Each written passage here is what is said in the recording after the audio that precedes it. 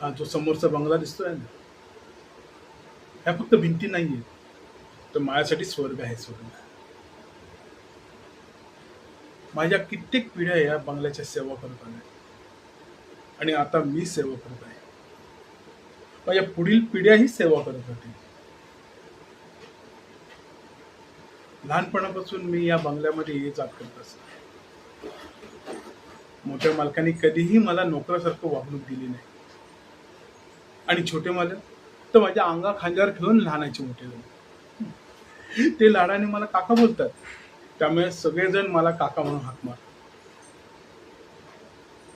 मी पण या घरातील एक सदस्य आहे असे सर्वजण मानतात. अरे मी तुमच्याशी बोलत का राहिलो? खूप कामं हातावेगळी करायची आहेत. चला येतो म्हणताय.